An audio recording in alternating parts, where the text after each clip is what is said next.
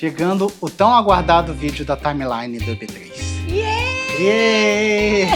Então foi isso, aí a gente aplicou a LC em março e aí em maio a gente resolveu que a gente viria para os Estados Unidos. E aí o que aconteceu? Dia 2 de maio a gente recebeu a informação de que a gente tava de quê? Toma uma aguinha. Tô com sede, aquela batata tava salgada. Como é que a gente vai dividir isso aqui? Você não vai falar nada? Eu não vou falar nada, vou ficar aqui de papagaio de pirata. Podemos começar? Vamos começar. Chegando o tão aguardado vídeo da timeline do EP3. Yeah! Foi difícil, gente, foi difícil. Foi difícil o quê, meu jovem? Hã? Foi difícil o quê? Foi difícil a gente conseguir arrumar um tempo e um cenário pra fazer isso. Vocês veem, tá bonitinho hoje. Tá bonitinho. Vocês não estão nem vendo o que tá acontecendo aqui atrás. A gente tá sem ar-condicionado, porque o ar-condicionado tá fazendo barulho no microfone, então a gente tá no calor, daqui a pouco começa a pingar. Já dá um like aí. Dá um like, ajuda. Então bora lá. Então, ó, vamos fazer o seguinte. Esse vídeo vai ser bem objetivo, ele deve durar umas 3 horas e meia. Pra gente contar, tintim por tintim, de como foi a nossa timeline da assinatura do contrato com a BDV até o nosso green card. Podemos? Podemos, devemos. Partiu, então. Partiu. Então vamos lá. Primeira data das datas, neste lugar aqui, vou olhando aqui, tá, gente? Porque é uma timeline gigante. Pra vocês vai ser fácil, pra nós não tanto. Primeira data é dia 17 de janeiro de 2020. Que foi o quê? Foi o dia que a gente preencheu a aplicação lá no site da BDV. Então, o que a gente fez? Entrou no site da BDV, preencheu o nosso cadastro lá, preenchemos o nosso cadastro, e aí com isso a gente tinha acesso às vagas que estavam disponíveis no momento. Preenchemos, fomos lá dar uma olhada no que tinha disponível, e acabou que veio a pandemia. E aí todo mundo, acho que na face da terra, colocou seus planos em stand-by. A gente ainda estava em dúvida se a gente ia fazer consular, se a gente ia fazer ajuste. E aí, com esse rolê todo que aconteceu em 2020, a gente resolveu fazer consular. Por quê? Porque o ajuste, né, era aquela incerteza, a gente não sabia se a pandemia ia acabar rápido, se ela não ia acabar nunca mais, se a gente ia poder estudar e trabalhar, se a gente não ia poder, enfim. Acabou que a gente resolveu fazer no consular, porque era a forma mais segura de fazer o negócio acontecer e a gente poder continuar trabalhando no Brasil enquanto estávamos passando pelo processo. Que até aquele momento tava cômodo pra gente trabalhar no Brasil. Né? Já tinha nossos empregos ali, o Fábio já estava começando a trabalhar como PJ, né? Então, estava ok. Tinha emprego bom, enfim. A gente esperou a muvuca da pandemia passar e aí, em setembro de 2020, a gente entrou em contato com o Mitchell na época, que era o gerente de vendas da BDV, e aí perguntamos para ele o que a gente precisava dar de entrada para dar entrada no processo consular.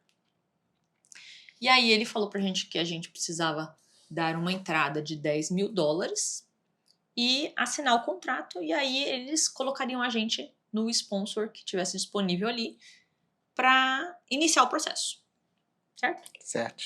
Então, dia 28 de setembro de 2020, a gente assinou o contrato com a BDV, porém, eu avisei o Mitchell que eu só teria dinheiro para pagar os $10.000 dali a um mês. Por quê? Porque a gente estava vendendo uma casa, e aí eu ia pegar parte do dinheiro que a gente ia receber na casa para pagar a BDV. Então, dia 28 de outubro, a gente pagou a BDV e aí eles deram pra gente uma previsão de preenchimento de início, né, da entrada da LC no departamento de trabalho para 28 de dezembro de 2020. Essa era a data inicial que eles tinham dado de previsão para que a LC estivesse pronta para aplicar no departamento de trabalho. Por quê? Porque antes de você aplicar a LC no departamento de trabalho, existe uma fase dentro do processo que chama PERM. Esse PERM ele é feito com a BDV, auxilia o sponsor a fazer a parte do PERM dentro do Departamento de Trabalho, que é basicamente o quê? Eles vão anunciar a vaga, né, colocar quais são os requisitos da vaga, e aí eles preenchem esse PERM, que é o quê? Eles vão anunciar a vaga e aí eles vão descobrir, eles vão mostrar para o Departamento de Trabalho que aquela vaga não foi preenchida por nenhum americano. Então existe todo um processo antes da LC a ser executado pelo empregador para que o empregador prove para o Departamento de Trabalho de que ele não conseguiu contratar ninguém, né? E aí às vezes esse PERM ele atrasa, né? E o que aconteceu? No dia 16 de dezembro de 2020, a gente recebeu um e-mail da Brit, da BDV, informando que o preenchimento da nossa LC ia atrasar para...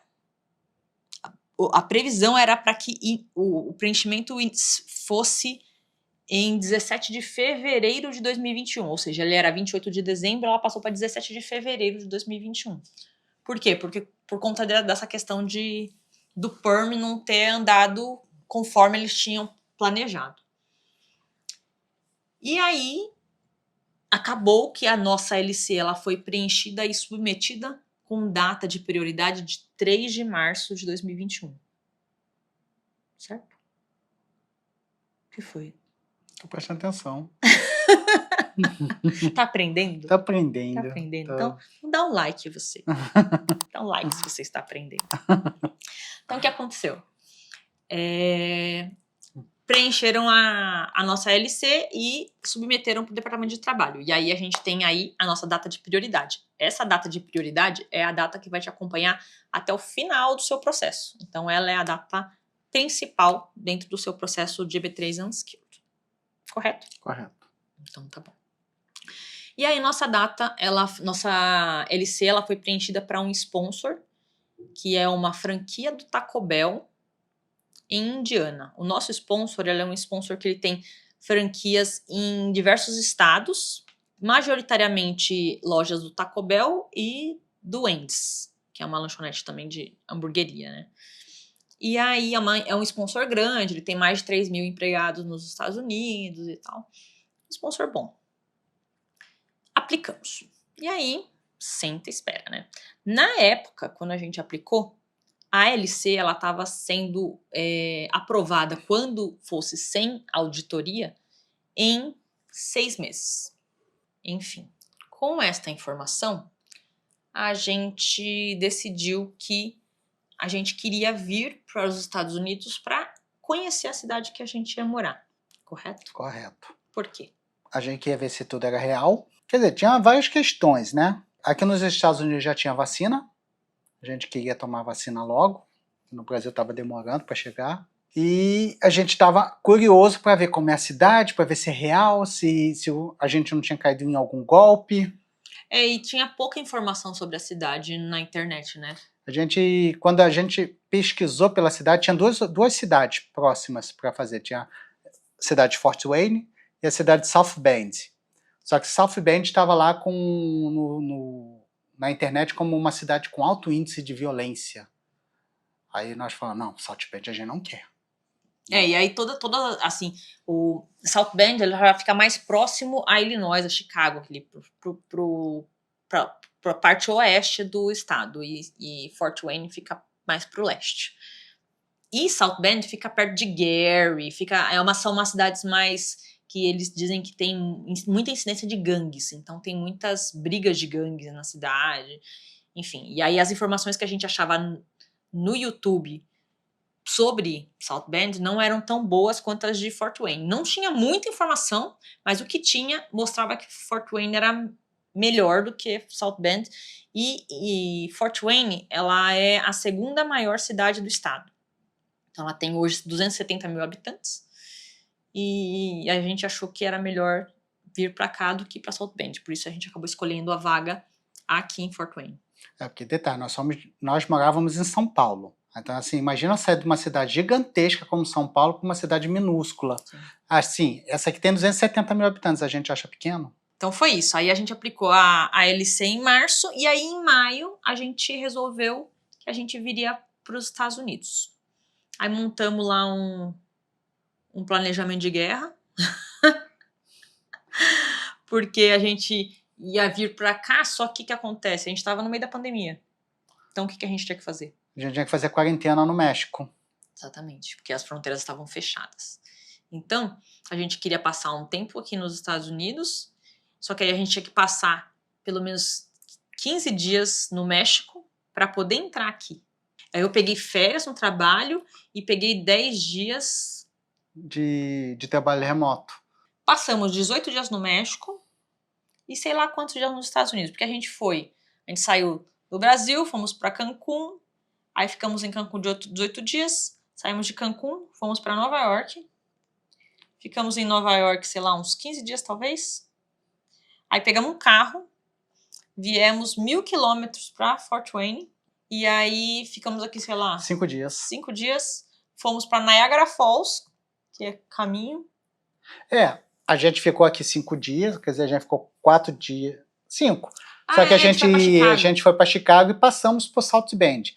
Porque uma das nossas colegas de grupo de consular, ela iria trabalhar no Taco Bell de South Bend. Então nós passamos pela cidade, para ver como era a cidade, tiramos algumas fotos, mandamos para ela. Isso. E depois nós fomos passar uma tarde em Chicago. Que inclusive a gente tem que voltar lá, porque foi tão rápido que a gente não viu nada. Tem que comprar um motorhome. Aí a gente voltou de Chicago pra cá, depois daqui a gente foi pra Niagara Falls, e aí depois voltamos pra Nova York de novo, e aí de Nova York, Miami, São Paulo. Rolê. E nesses dias que a gente ficou aqui em Fort Wayne, a gente andou pela cidade, a gente visitou condomínios. É verdade. A gente experienciou um pouco do que é a vida na cidade, né? Passamos na frente de várias lojas Taco Bell e ficamos montando tipo um mapa de guerrilha. Ó, aqui tem uma loja. Se você for trabalhar nessa loja, a gente não pode morar nesse condomínio. E assim a gente montou o mapa todo para saber mais ou menos onde a gente gostaria de morar, onde seria legal de morar. Tem uma parte daqui de Fort Wayne que o pessoal fala que é a região sul, que não é uma região muito boa de se morar. Aquela região a gente nem andava. E aí a gente ainda não passou por lá, né? Desde que a gente tá aqui. A gente tá aqui tem um mês e pouquinho. Eu fui esses dias naquela direção. Pra ir no escritório do Social, que é lá pra baixo, que é pra baixo do aeroporto. Mas também não vi nada de... o pessoal fala que é zoado, mas assim, eu fui durante o dia e achei ok. Pra quem tá acostumado com região zoada no Brasil, então, os zoados daqui... entendeu? Em Orlando mesmo, eu vi muito lugar muito mais zoado do que aqui. E aí, no comecinho de agosto de 2021, a gente voltou pro Brasil. Aí a gente voltou pro Brasil e, sei lá, uns 10 dias depois que a gente chegou aqui, a gente recebeu a notícia de que a nossa LC foi aprovada. Ou seja, nossa LC foi aprovada em agosto de 2021, foi março, abril, maio, junho, julho, agosto. 6 meses. 6 meses para aprovar a nossa LC. Então, ou seja, foi aprovada dentro do prazo, sem auditoria. E prazo que hoje não existe, né? Porque hoje nós estamos em setembro de 2025. Hoje está demorando 14 meses, 13 meses para aprovar uma LC sem auditoria. Aprovaram nossa LC. E aí, o que acontece? Na BDV, pelo menos na época que eu fiz, tá, gente? Não sei como é que tá hoje isso. Mas quando você era aprovado na LC, você tinha que assinar a folhinha da LC. Tem uma página da LC que você tem que assinar e mandar para eles de volta. Foi aprovada a LC, eles me mandaram essa página, eu assinei, devolvi para eles por e-mail. E aí, para começar a parte do I-140, que é a parte que tem o Premium Process, você precisa pagar a segunda parcela. Então, em setembro de 2021, dia 17/9, a gente pagou mais $16.260 referente à segunda parcela da BDV. Porém, não acabou ainda o gasto. Segura aí que tem mais gasto. Vai anotando. Aí começamos a fazer a caça aí, porque tinha alguns documentos que você tinha que fornecer para aplicar o I-140. 7 de outubro de 2021, a Envoy, que são os advogados que trabalhavam junto com a BDV, eles abriram um caso para o meu I-140. Então, eles têm um site separado. A BDV tem um site e a Envoy tem outro site. E aí, a Envoy abriu um caso dentro do site deles para o meu I-140. Dia 20 de outubro de 21, a gente preencheu um primeiro draft, né, um primeiro rascunho do I-140, que foi completo, porque aí você entra no site da Envoy e eles pedem várias informações, você vai preenchendo lá e eles montam lá um rascunho do formulário do I-140. Eu preenchi esse draft, né, dia 26 de outubro ele foi aprovado com a Envoy, dia 28 de outubro o meu caso foi enviado para o USCIS. Dia 29 de outubro, o USCIS deu o ok de que recebeu o meu caso e emitiu um número de recibo, que aí é com esse número de recibo que você acompanha o status do seu I-140 dentro do site da USCIS. E dia 8 de novembro, o meu I-140 foi aprovado. Ou seja, eles emitiram o recibo dia 29 de outubro, e dia 8 de novembro já estava aprovado porque era com Premium Process. Então é isso. Então essa é a parte do I-140. Todo mundo feliz, satisfeito. I-140 aprovado rapidinho. Show. Até aí tinha dado março, abril, maio, junho, julho, agosto, setembro, outubro, novembro. 9 meses. Bom, né? Ótimo. Tudo andando conforme o esperado. E aí, em dezembro, a gente começa a juntar os documentos para fazer o preenchimento das DS 260. Que é o quê? É um formulário que ele é parecido com a DS 160, que é a DS do visto de turismo. Então, quem já tirou o visto de turismo sabe mais ou menos como que ela é. Só que a DS tem mais perguntas, né? E ela faz perguntas relacionadas a coisas relacionadas à sua vida. Então, por exemplo, ele pede lá um histórico de onde você morou desde os seus 16 anos, aí você tem que colocar os seus empregos. Enfim, tem um monte de pergunta para fazer que não necessariamente eles fazem na DS 160, que é a de turista. É um formulário bem complexo, bem grande. Então, assim, se você mudou bastante como eu, já vai fazendo a anotação. Já anota tudo, porque foi difícil. Foi difícil. Lembrar Não, o Fábio já tinha morado na mesma rua, em 2 casas diferentes. Aí eu não lembrava qual era a data de uma, qual era a data de outra. Aí tinha que usar o Google Maps para olhar onde era. Aí a casa que eu morava já não existe mais, porque agora tem um templo da Igreja Universal. Ele descobriu várias coisas depois, voltou no passado. De volta para minha terra, via Google Maps. Enfim, aí o que acontece? Aí a gente começou a preencher a DS 260, quer dizer, eu comecei a juntar os documentos. Só que era dezembro, né? Aí Natal, Ano Novo, não sei o quê, babá, aí tudo para. Aí o que acontece? Antes, quando o seu I-140 ele é aprovado, ele tá dentro da USCIS, que é o Departamento de Imigração. E aí, o que acontece? O USCIS ele precisa pegar esse I-140 e mandar para o NVC, que é o National Visa Center. Para quê? Para você começar a preencher a DS 260. E aí tem essa transferência. Então, meu I-140 foi aprovado dia 8 de novembro e dia 15 de dezembro o NVC recebeu o meu I-140, que foi rápido também, foi 1 mês e pouquinho. Teve gente que demorou, ó, que o USCIS esqueceu de mandar, enfim, sempre tem um rolo, né? Enfim.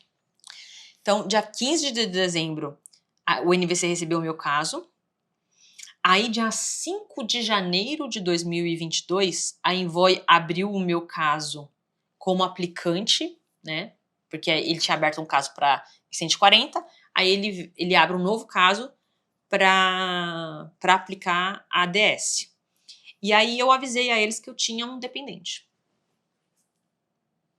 Aí eles têm que abrir um caso também para o dependente. Aí quando eles vão abrir esse caso para o dependente, eles cobram um valor que já estava informado anteriormente, né? Lá atrás no contrato da BDV eles falavam que quando você vai abrir um caso para um dependente, tem um valor extra para pagar. Então, eles abriram um caso dia 11 de janeiro para o Fábio, e aí a gente teve que pagar mais $1.125 para adicionarem o Fábio como meu dependente. Devia ter deixado ele para trás, devia. Aí você não poderia trazer os cachorros. Ameaça. É sempre assim, pai de pet. Trabalha ao som de ameaças. Tiro, porrada e bomba. É Mas, isso. e se tivesse mais dependentes? Seria esse valor para cada dependente? Cada dependente é 1.120. Era, né? Talvez Vamos tenha lá. aumentado. Provavelmente deve ter aumentado. Gente, tudo que eu tô falando aqui é o meu caso, é o que aconteceu com a gente. Daqui para trás. Lá atrás. Então, assim, É. pode ser que os valores sejam diferentes, os procedimentos sejam diferentes. Eu já ouvi falar a fofoca aí do mundo do EB3 de que a BDV não trabalha mais com Envoy. Não sei. Tô falando só aqui, jogando a fofoca. Aí vocês vão pesquisar. E esses valores são os valores da nossa época para a BDV. E mais um detalhe, quem atendeu a gente na venda lá na época foi o Mitchell não tá mais na BDV. Então assim, se o atendimento mudou... também não sabemos. Assim, essa é a nossa experiência. E outras assessorias cobram valores diferentes. Então, façam suas pesquisas e vejam qual que é a melhor assessoria pro caso de vocês e pro bolso de vocês também, né? Enfim, vai fazendo a conta aí, vai somando. Eu já paguei 10 mil, mais 16 não sei quanto, mais agora mais 1.125 em janeiro de 2022 para adicionar esse jovem senhor como minha família. E um ponto importante, tá, gente? Antes de iniciar esse processo, eu tive que casar com esse rapaz. Porque a gente é união estável. Lá atrás, quando a gente foi morar junto, a gente fez união estável. Assim, a gente fez união estável por quê? Porque a união estável não precisava de testemunha. Aí era só o carinha do cartório lá que assinava e a gente não precisava chamar ninguém. Por que a gente fez isso? Porque eu tava com um problema no joelho, a empresa que eu trabalhava, o plano de saúde era ruim, não atendia.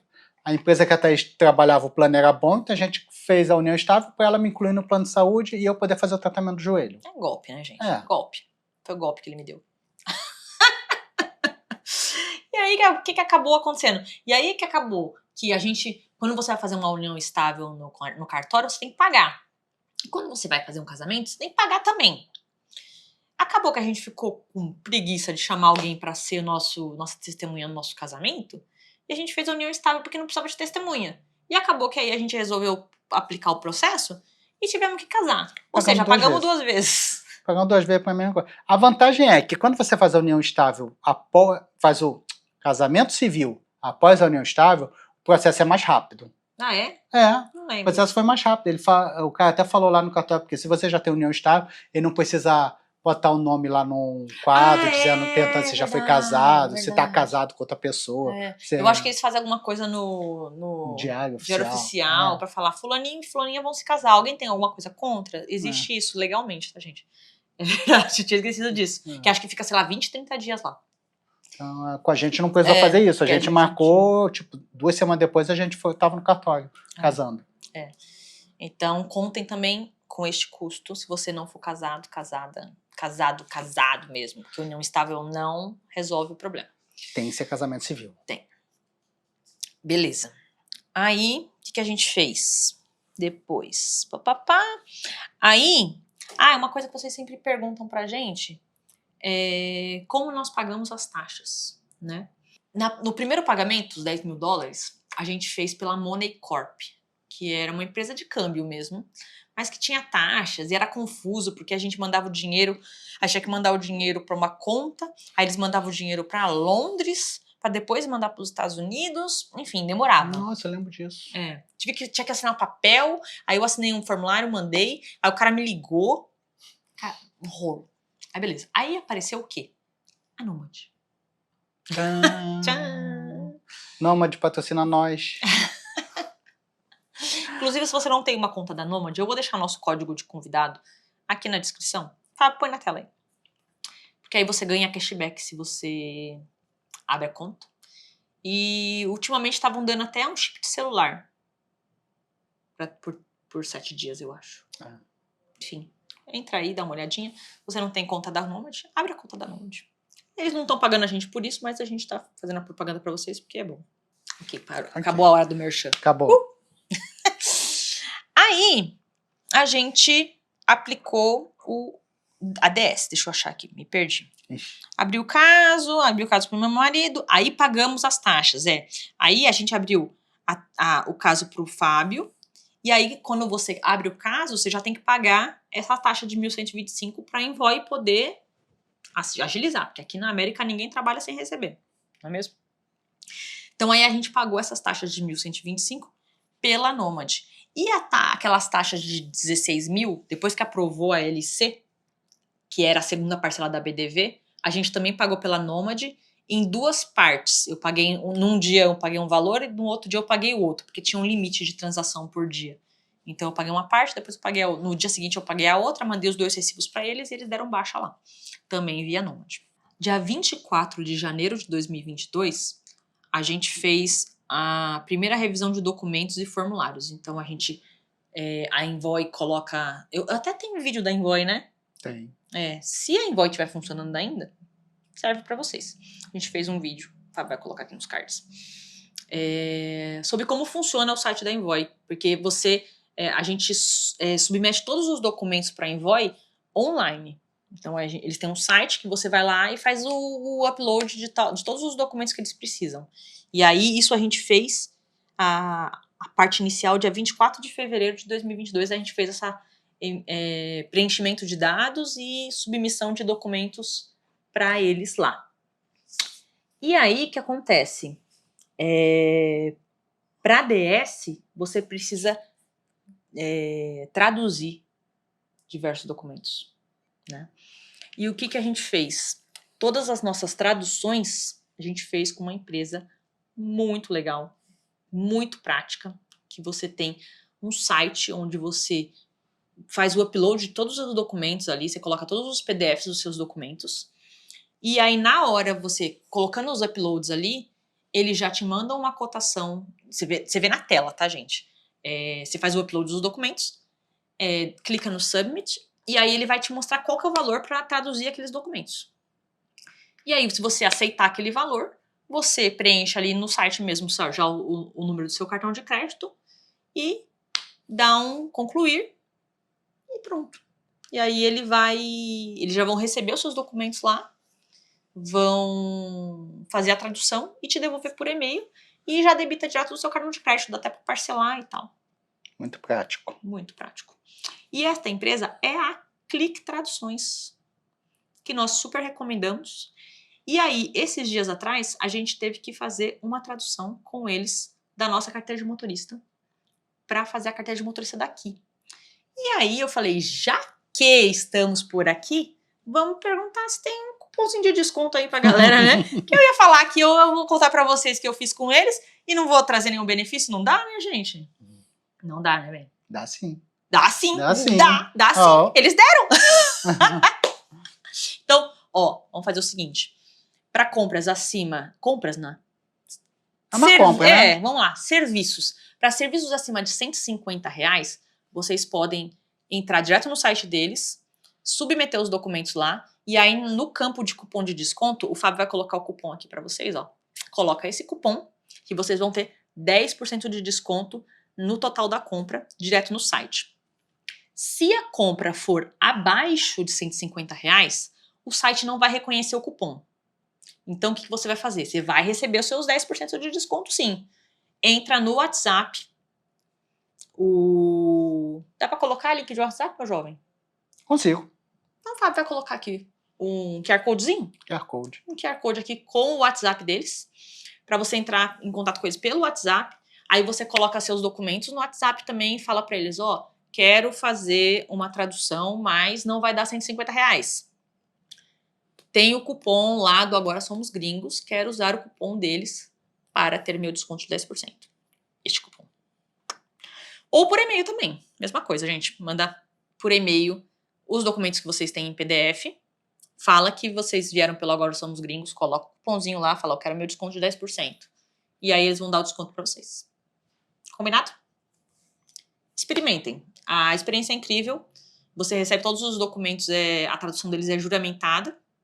Recebe todos os documentos nos PDFs de volta, tudo organizadinho. E, assim, todas as traduções que a gente fez no nosso processo foram pela Clique e, assim, atendimento impecável do início ao fim.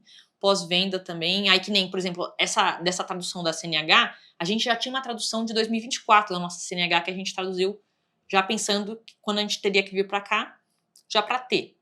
E eu precisei de uma alteração nessa tradução por conta de uma exigência do BMV aqui, que eu não vou contar para vocês, porque senão eu vou estar dando spoiler, não é verdade?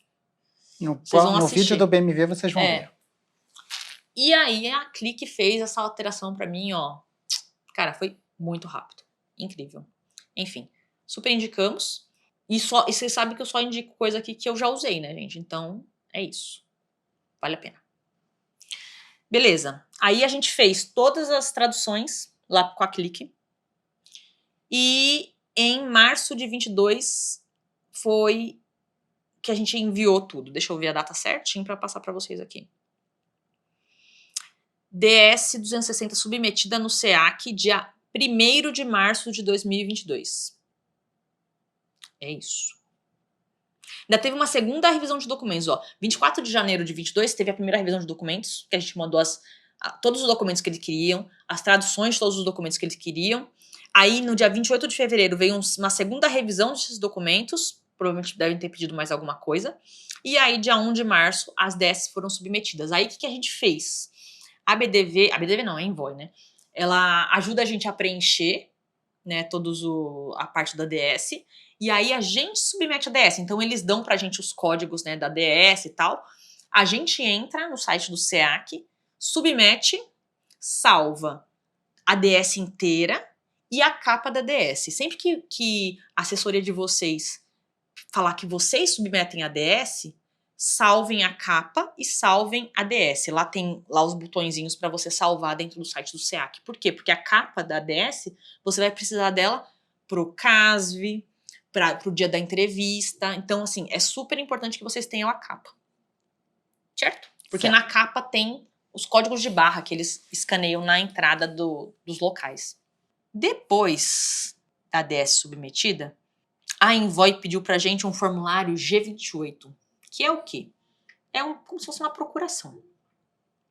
Que é um formulário que os advogados, eles usam para dizer que eles estão te representando naquele processo. Então, a gente teve que assinar uma G28, eu e o Fábio também. Tinha lá o nome e o bar da advogada que estava representando a gente ali. Isso foi dia 6 de março de 22. Aí, dia 8 de março de 22... a Envoy pegou todo esse pacote de documentos, porque aí eu entendo o quê? Que eles mandam isso fisicamente. Então, tem algumas assessorias que elas mandam o aplicante daqui do Brasil enviar os documentos todos por correio para os Estados Unidos. A Envoy, ela fazia diferente. Você mandava tudo, submetia tudo pela ferramenta, tudo online, né? Eles imprimiam tudo, montavam um pacote para enviar para o NVC. Então, nesse dia 8 de março de 22, a Envoy enviou nosso pacote para o NVC, por um pacote de FedEx. Então, eles até enviam para a gente, coloca no site, né? Qual que é o código de tracking, né? O código de rastreio da FedEx, para a gente saber quando que chegou lá. E aí, eu vi no site que dia 8 de março eles enviaram o pacote, dia 9 de março o pacote foi entregue na Virgínia. Aí, dia 23 de março, a gente recebeu um e-mail, tanto no e-mail estava eu, a advogada e o sponsor. A gente recebeu uma RFE, que é um Request for Evidence, que... era certidão de casamento, porque ela estava com cópia só da frente, precisava da cópia de verso. Correto? Era isso? Tinha uma coisa assim. É. Aí, o que a gente fez? A gente pegou a certidão de casamento e ela estava sem sinal público. O que é sinal público? O sinal público, ele é a autenticação da assinatura do escrivão que assinou aquele documento. Então, o que eu fiz? Eu peguei essa certidão de casamento, fui no cartório e pedi para fazerem um sinal público da assinatura do escrivão. Aí a pessoa fez, eu peguei aquela certidão, traduzi ela de novo, fui lá na Clique, falei, Clique, me ajuda. Traduzi ela de novo, por quê? Porque agora ela tinha um selo, ela era diferente. Então eu traduzi ela de novo, peguei e mandei de novo pra Envoy, e aí a Envoy mandou um novo pacote pros caras respondendo aquela RFE, né? Então, as evidências, ó, dia 23 de março chegou a RFE, dia 28 de março de 2022 eu enviei as evidências para Envoy, porque eu tive que ir no cartório, né, enfim. Aí, só dia 13 de abril que a Envoy enviou o pacote pro NVC de volta. Dia 14 de abril eles receberam o pacote. E aí, dia 2 de maio de 2022, a gente ficou DQ, que é Document Qualified. Ou seja, esse é o rolê. A gente demorou da PD, né, que é a data de aplicação da LC, até o DQ, 1 ano e 2 meses. Aí quando fica DQ, você fica apenas aguardando a chamada para entrevista. Exatamente. Aí como que você descobre que você ficou DQ? Você recebe uma carta, né, por e-mail, um PDF, dizendo que o seu processo foi recebido, que agora você está na fila para ser chamado para entrevista. Foi uma alegria, porque eu falei, putz, agora, né, daqui 2, 3 meses a gente vai receber uma carta de entrevista e... Porém, no Visa Bulletin que se foi anunciado em maio, que era o Visa Bulletin de junho, né, de 2022, foi anunciado um retrogression, que a gente não via há algum tempo nos processos GB3. Que é o quê? Basicamente, existe uma fila e a fila estava current, ou seja, quem ficava DQ entrava na fila de entrevista e os caras já liberavam os vistos. Só que o que aconteceu? Como no ano anterior, 2021, 2020, a gente estava em pandemia, eles liberaram muitos documentos para o pessoal que estava de ajuste para a submissão, né, desses documentos. E a fila estava meio que bagunçada, porque tinha gente lá atrás que não tinha recebido o documento ainda e estava na fila, e aí tinha gente que estava chegando agora e já estava recebendo, entendeu? E aí eles colocaram um retrogression, que é o quê? Eles voltaram a fila para trás. E aí o que eles fizeram? Eles colocaram essa fila, isso aqui era 2022, eu acho que a fila voltou para 2019 ou 2018, não lembro exatamente. E aí o que acontece? Isso bloqueia quem está à frente dessa data que eles colocam no Visa Bulletin de receber o documento. Então, a minha data era 2021, se eles voltaram para 2019, eu tinha que esperar até que essa data chegue na minha data para que eu seja chamada para essa entrevista. E aí, o que aconteceu? Dia 2 de maio, a gente recebeu a informação de que a gente estava DQ, e dia 13 de maio, a gente recebeu a notícia de que a gente estava fora da data de corte para receber um... O que foi?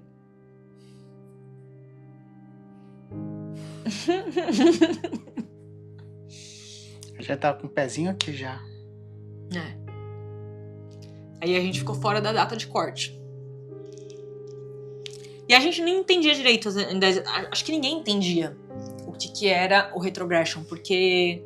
Tá todo mundo perdido. E aí a gente não sabia se o retrogression era referente à tabela A ou à tabela B lá no Visa Bulletin. E aí todo mundo queria entender como que tá acontecendo, não sei o que. Aí a BDV veio e fez uma live para falar sobre o assunto. E aí a gente descobriu que a nossa fila tinha parado, né? Que a gente ia ter que esperar que a nossa data chegasse naquela tabela para que a gente fosse chamado para entrevista. Aí começou a novela do Visa Bulletin, né? Porque a gente até então não acompanhava isso e quase ninguém acompanhava, porque ele estava sempre... na maioria do tempo ele estava current para quem entrasse. Mas aí, por conta da grande quantidade de aplicantes que estava tendo, né, eles tiveram que tomar essa atitude de tentar organizar a fila melhor ali para que fosse justo para todo mundo. Vocês chegaram a ver nosso vídeo do relacionamento tóxico, né? Era aquilo. Você fala assim, mês que vem vai sair o Visa Bulletin. Será que ele vai andar?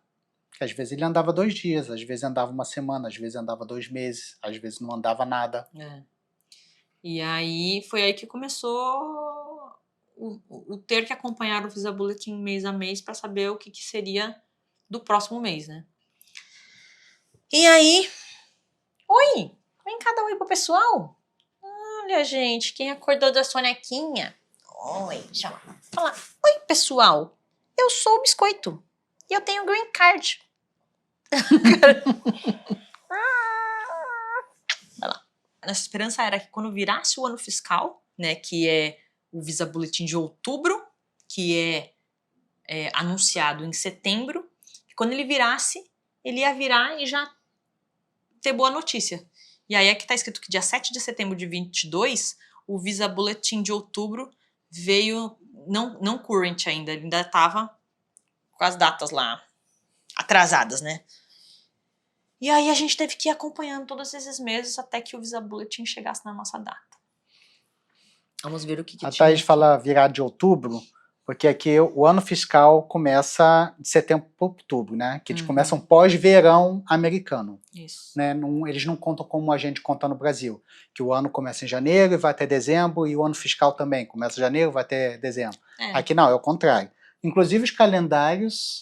tem alguns calendários de empresas de tecnologia que funcionam dessa forma também, que o ano fiscal começa em outubro, termina dia 30 de setembro 1, e aí de 1 de outubro começa o ano fiscal do próximo ano.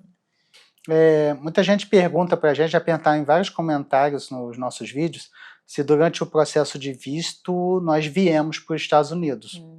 Nós viemos algumas vezes, como aquela quando ainda não tinha a LC aplicada. Voltamos depois o passaporte da Thaís tinha vencido, ela foi lá, renovou o passaporte, Verdade. sem precisar de entrevista, aí viemos para cá, isso foi em 2023, né? Isso. E ano passado, quando a gente estava no Canadá e voltamos aqui para os Estados Unidos para vacinar os cachorros e voltar para o Brasil, nós entramos por terra nos Estados Unidos, também não tivemos problema nenhum. Então, assim, se você tem uma viagem marcada, quer tirar suas férias durante o seu processo de visto, fica tranquilo. Principalmente se você já tem visto, né? Que nem agora tá mais complicado, eles estão negando mais vistos, e bastante gente que tinha visto de turista e que tá no processo de GB3 acabou sendo negada a renovação. Mas se você já tem visto, pode vir tranquilo, isso não afeta em nada o seu processo. E se você não tem e já está no processo de EB3, saiba que se você tiver que renovar, talvez seja negado por isso, talvez você seja aprovado. Tem tantos casos que foi aprovado como que foram negados. Então... Tem diversas coisinhas aí, né? Ano passado, quando nós fomos para o Canadá para eu estudar inglês, a nossa ideia inicial era vir aqui para Fort Wayne, já alugar alguma coisa por aqui, eu estudar aqui e segurar o estudo aqui o máximo tempo possível, até sair a nossa entrevista e a gente já ter uma casa aqui, já ter tudo aqui. Aí nós entramos em contato com os advogados da Envoy e eles falaram que isso poderia ter uma visão negativa lá dos agentes consulares. que eles poderiam considerar isso como se fosse uma dupla intenção, porque a gente já estava morando aqui, mas como estudante, e aí a gente ia fazer uma entrevista de trabalho, enfim. Aí recomendaram que a gente não viesse com visto de estudante para o Brasil, e eles falaram que, inclusive, que o nosso visto poderia ser negado, né, o visto de estudante, se a gente viesse para cá. Por isso que a gente foi para o Canadá, gastou um pouco mais, faz parte. Gastou um pouco mais por quê? Gastamos um pouco mais. Gastou um pouco mais porque a gente montou uma estrutura lá que poderia ter sido definitiva aqui. Tive uma experiência diferente. Sim. Thais fez uma anotação aqui que é forte.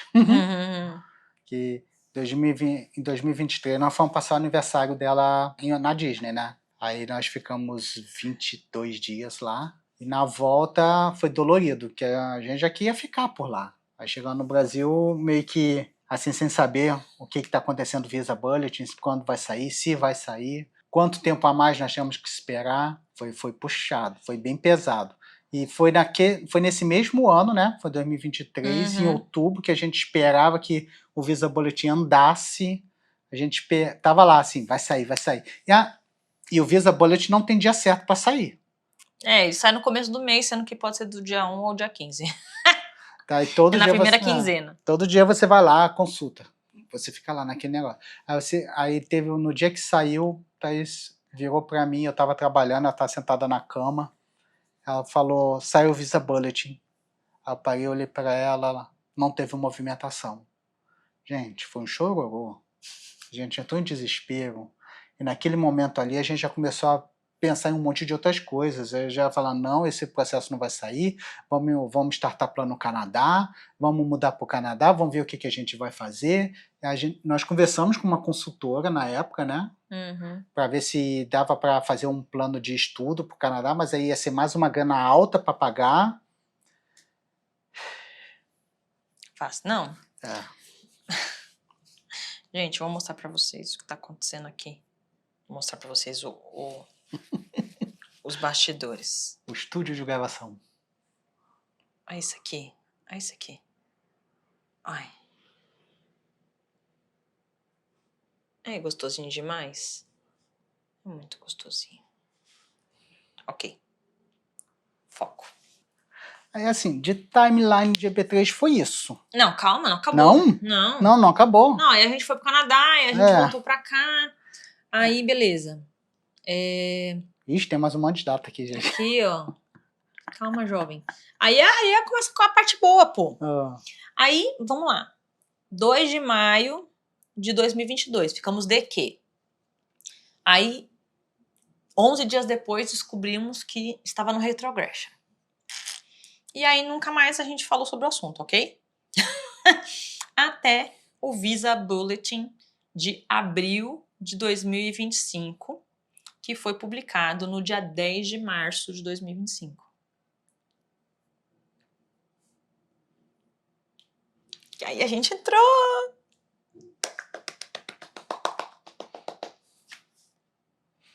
Aí o Fábio vai colocar aqui o vídeo do dia que a gente entrou. Porque eu não vou chorar tudo de novo, não. Vamos lá. Hoje, dia 10 de março, estamos aqui pegando o site do Visa Bulletin. Gente, olha isso, tá travado, eu tô nervosa. Não consigo abrir o Safari. Calma, E não consigo... Ai, meu Deus do céu. E não consigo abrir aqui também. E no celular eu consegui abrir. Employment Based, é o que a gente precisa ver.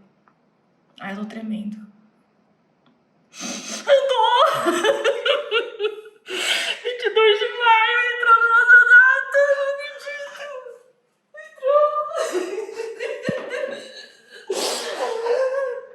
Gente, 4 anos de processo.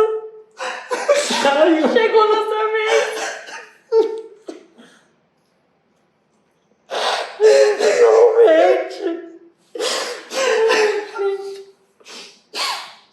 Não tô acreditando, cara. Entramos no Visa Bulletin. E aí, o que acontecia? Normalmente, a gente entrava no Visa Bulletin. Aí, o Visa Bulletin de abril, que foi publicado dia 10 de março. Então, depois do... Aí, o que acontecia? Como o Visa Bulletin é do mês seguinte, provavelmente entre o dia 1 e dia 10 de abril, a gente receberia a carta de entrevista. Porém, para nossa alegria, a gente recebeu a carta de entrevista dia 20 de março, 10 dias depois do Visa Bulletin. Antes mesmo de chegar ao mês que ele estava se referindo. Não precisou chegar em abril para a gente receber a carta de entrevista. A gente recebeu a carta de entrevista antes. Então, dia 20 de março de 25, a gente recebeu a nossa carta de entrevista por e-mail. Isso foi, sei lá, 4 horas da tarde já. E aí, naquele dia mesmo, eu já peguei e mandei uma mensagem para o consultório do agendamento de consulta médica para pedir um horário. Obviamente, ninguém me respondeu, né? Porque já era no fim da tarde.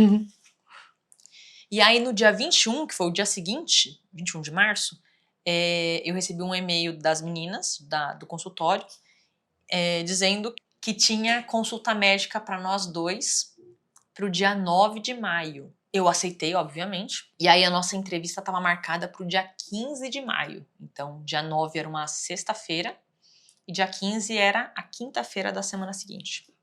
Então, tava ok. E aí, agendamos a consulta médica em São Paulo. No próprio dia 21 de março, eu tentei agendar o CASV e eu não consegui. Porque eu tentei entrar no site do CASV e ele dizia que o meu RDJ, né, ele não estava disponível ainda para fazer agendamento de biometria. E aí, para várias pessoas aconteceu esse erro também. Então, tinha que deixar, sei lá, umas 48 horas ali de você receber a carta da entrevista até você estar disponível para fazer o agendamento no CASV. E aí, dia 21 foi uma sexta. E aí, no dia 24, que foi uma segunda, eu consegui agendar o CASV pro dia 14 de maio no Rio, que era o dia anterior à minha entrevista. Por quê? Porque eu não consegui agendar o CASV em São Paulo, lembra? Lembro.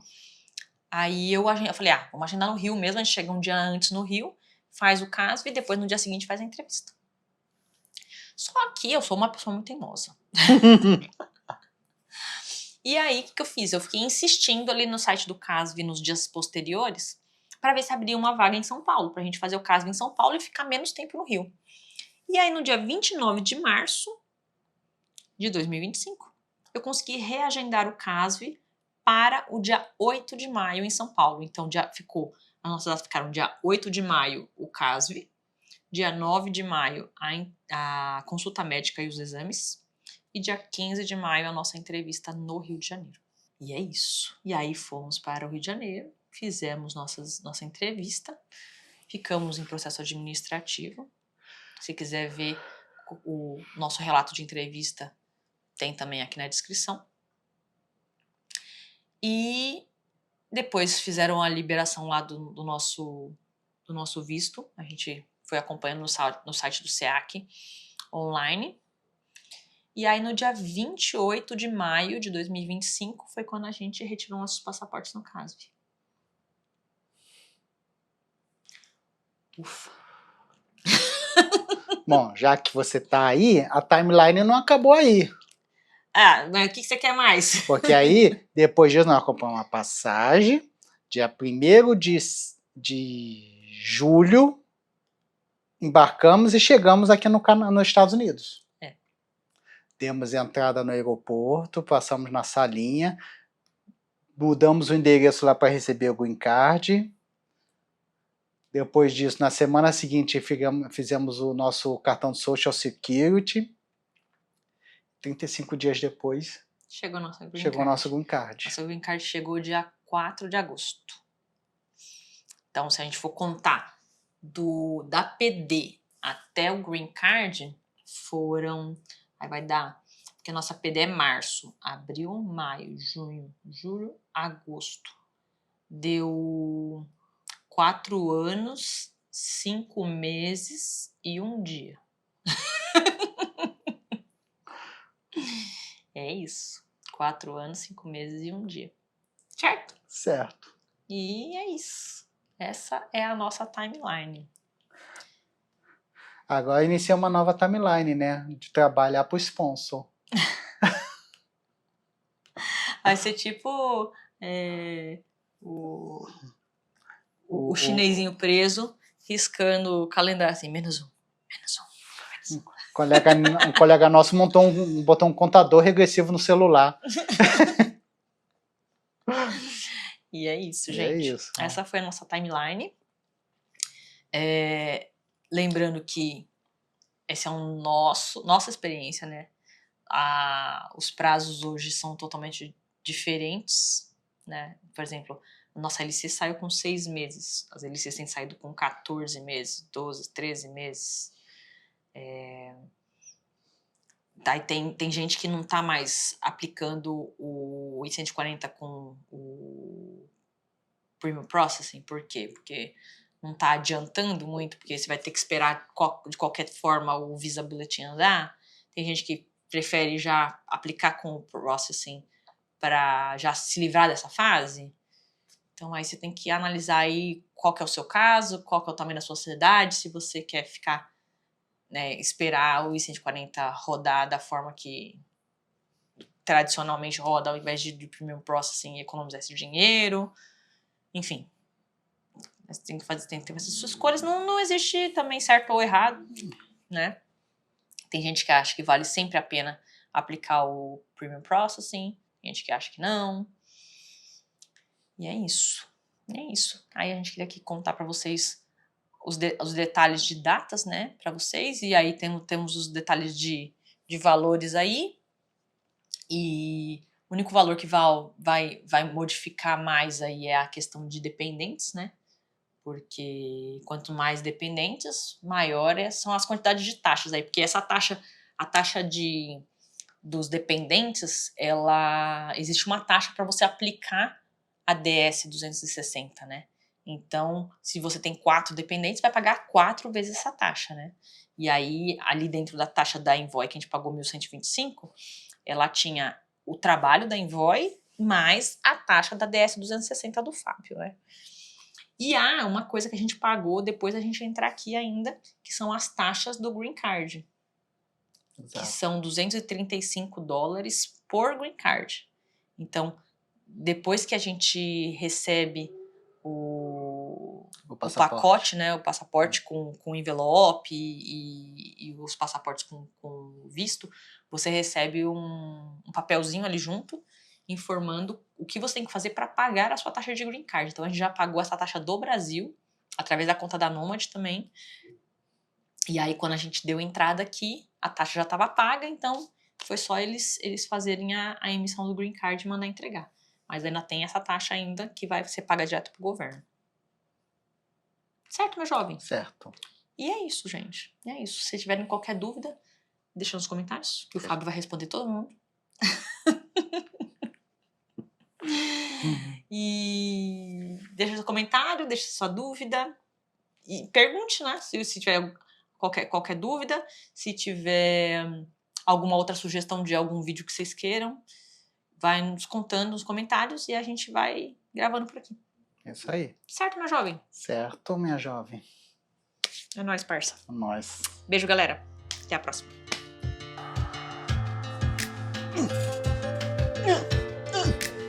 E as minhas luzinhas? Tá lindo.